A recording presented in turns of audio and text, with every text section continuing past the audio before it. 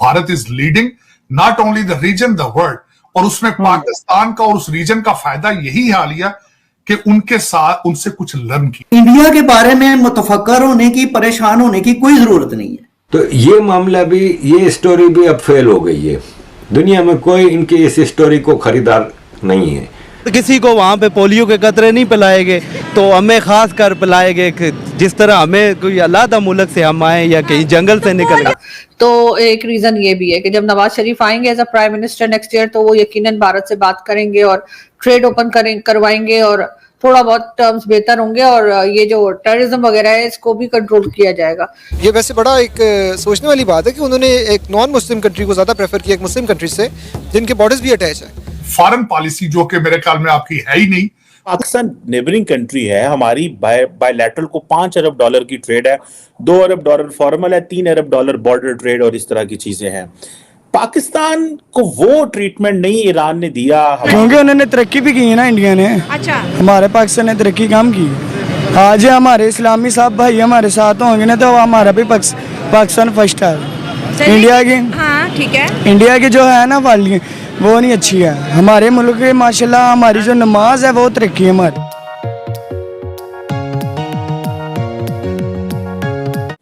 Iran ने 33 ममालिक को वीजा फ्री एंट्री दी है, जिसमें तार साहब GCC ममालिक हैं, सऊदी अरब जिनके साथ उनके दहाइयों के मसले रहे हैं, सेंट्रल एशिया के, लैटिन अमेरिका के, बहुत सारे और मुल्कों के, एंड इंडिया को भी वीजा फ्री एंट्री दे दी है। Isolated in the world.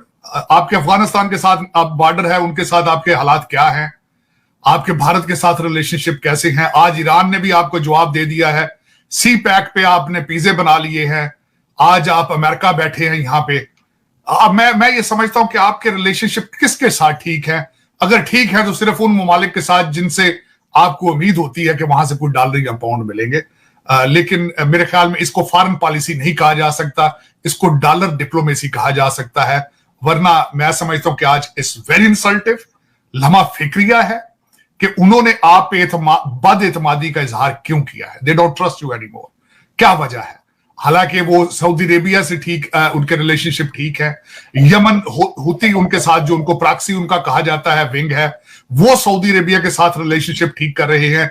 Iran China जा रहा है, ईरान साउथ अमेरिका जा रहा है, ईरान रशिया जा रहा है, लेकिन आप उसके उसने क्यों किया? क्या वजह? इंडिया ने अपना नाम बनाया एक मार्केट में, इंडिया एक ब्रांड बन चुका है, तो जाहिर बात है, और उन्होंने अपने आप को मनवा कर भी बताया है कि इंडिया ही तो इंडिया ठीक है। पाकिस्तान हमारे पास क्या है, पूरे लाहौर से खालस दूध तो हमें सही तरह से मिलता नहीं है, तो यही होना था। हमने सिर्फ अपना रेपुटेशन को गिराया ही है। दुनिया अपॉर्चुनिटी क्यों नहीं दे रही है?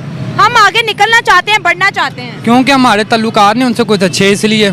सही बात है, हाँ जी, इस बात से एग्री करें। इसलिए कुछ नहीं, तकरीबन यही बात है और कुछ हो ही नहीं, है ही नहीं। लेकिन अगर अमेरिका की बात करें, कनाडा की बात करें, पड़ोसियों पे सब बड़े मेहरबान हैं, और हमारे सबको पता है इकोनॉमिक क्राइसिस चल रहे हैं जी, मुल्क के अंदर यूथ जो बेरोजगार है। ख्याल में Iran has been very aggressive पिछले 2 साल से। मैं वेरी सरप्राइज्ड और मैं बड़ा खुश भी हूं इस मामले में, क्योंकि before they were isolated, sanctions उनके लिए एक बहुत बड़ा इशू था। यहां पे अमेरिका में, वॉशिंगटन डीसी में लोग ब्रैग करते थे कि जी देखिए हमने ईरान को किस तरह कंटेन कर दिया है, किस तरह हमने उनको मफलूज कर दिया है। अब मैं जो पिछले 2 साल में देख रहा हूं कि उनके प्रेसिडेंट रईसी साहब साउथ अमेरिका, चाइना, बार बार चाइना, फिर अभी रशिया, और जो आपने खासकर बताया है कि ना सिर्फ उन्होंने ये भी एक it's a huge diplomatic success, जो 30 ममालिक के साथ उन्होंने रीच आउट किया है, इस बिग सक्सेस। और इससे पहले जो रईसी साहब है वो already have, he is leading a group जिनके ऊपर अमेरिकन सैंक्शंस हैं। They are planning to invent some kind of the new setup to trade, to sanctions को बाईपास करने के लिए, and they have a complete support of China and Russia. लेकिन in circumstances के अंदर पाकिस्तान को इस तरीके से अबैंडन करना, मैं हमेशा ये कहता हूं कि इस वक्त आप कंप्लीटली आइसोलेटेड हैं, कंप्लीटली आइसोलेटेड। आपको खुद नहीं पता कि आप इधर चाइना के कैंप में जाना चाहते हैं या अमेरिका के कैंप में जाना चाहते हैं, आपको बिल्कुल खुद नहीं पता। चाइना ने दरवाजे बंद किए, आपने फौरन छलांग मार के तो वॉशिंगटन डीसी आ गए आप, लेकिन अभी आपको खुद नहीं पता कि हमने कहां जाना है। और इसी तरह the entire world is behaving with you. You are lost, confused, आपको पता चल रहा है कि आप इलेक्शन आपने कराने हैं, ना आपको पता चल रहा है कि आप हाइब्रिड सिस्टम को ही आगे चलाएंगे आप, या मार्शल। मैं तो यहां तक इस चीज से हैरान हूं चीमा साहब, हमारे कई जो ऐसे आपके एनालिस्ट हैं वो हमारे आर्मी चीफ के इस ट्रिप को, अमेरिका के ट्रिप को ओपनली ये कह रहे हैं कि शायद ये मार्शल लॉ की अप्रूवल लेने आए और ये वापस जाके शायद मार्शल लॉ लगा दें, क्योंकि इलेक्शन जो है वो जिस तरीके से इस वक्त चैटर चल रही है, जिस तरीके से इस वक्त बातें हो रही हैं इलेक्शन के बारे में, और जिस तरीके से अदालतों ने उन पे कईयों ने जो फैसले किए हैं स्टे किए। लेकिन चीमा साहब अफसोसनाक बात है कि आप बॉर्डरिंग स्टेट और आप, अच्छा दूसरा उसमें एक बात आपने एक तो खुद ही निशानदेही की अपने क्वेश्चन के अंदर कि शायद वो डंकियों का मसला है, और दूसरा आपने कहा है कि आपकी ट्रेड तो आपकी सारी स्मगलिंग है, उसको आपको ओपनली कहना चाहिए कि हमारी स्मगलिंग बहुत होती है वहां से। आप ईरान की करेंसी आपके 2 सूबों में मुसलसल चल रही है, सिंध और बलूचिस्तान में आपके 11,000 पेट्रोल पंपों के ऊपर ईरान का स्मगल शुदा तेल बिक रहा है। आप इसको स्मगलिंग कहें, ट्रेड ना कहें, क्योंकि ट्रेड में आप खुद इंटरेस्टेड नहीं है, आप स्मगलिंग को प्रमोट करते हैं। आपकी एस्टेब्लिशमेंट, बल्कि मैं हैरान हूं कि आपके वजीर आजम को कहना पड़ा है, आपके इंटीरियर मिनिस्टर को कहना पड़ा है कि हम अपनी जो एस्टेब्लिशमेंट के लोग स्मगलिंग में इन्वॉल्व होंगे हम उनको भी पकड़ेंगे, क्योंकि आपके कंट्रोल से बाहर हैं ये चीजें। लोग जाते हैं दिनों में अरबपति बन के वहां से साइड पे हट जाते हैं। तो इन सर्कमस्टांसेस में कौन मुंह लगाएगा आपको? मेरा ये एक सेटबैक है जो आज उन्होंने किया है। इनको परेशान होना चाहिए कि ये क्या हुआ है हमारे साथ ईरान के। इसका मतलब ये है कि Iran don't trust you anymore, zero relationship with them.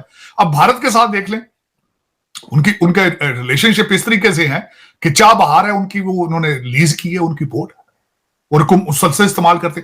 बल्कि इस वक्त भारत ने आपसे रिक्वेस्ट की थी कि हमें राहदारी दी जाए अफगानिस्तान के लिए, आपने नहीं दी तो उन्होंने फौरन चाह बहार को यूज कर लिया। तो और दूसरा जो उनका एक पुराना रिलेशनशिप है ईरान के साथ, वो रशियन चैनल है, क्योंकि रशिया के साथ भारत के बहुत पुराने दरीना उनके रिलेशनशिप रहे हैं। आज से 20 साल पहले तक तो वो completely there in Russian bloc, और इसी तरीके से ईरान जो है उनको रशिया की सपोर्ट हासिल है। और इस वक्त मेरा ख्याल में दे आर बेटर रिलेशनशिप। लेकिन भारत एक, मैं जिस तरह कहता हूं कि रीजनल पावर है, बल्कि they are behaving like a super power. Matter of fact, जिस तरह डॉक्टर जयशंकर साहब ने टोनी ब्लिंकन की मौजूदगी में कहा था कि America is not the only super power on the planet anymore, तो वो तो उस लेवल पे है, वो तो मजबूरी है अब दुनिया की कि उनके साथ रिलेशनशिप रखें।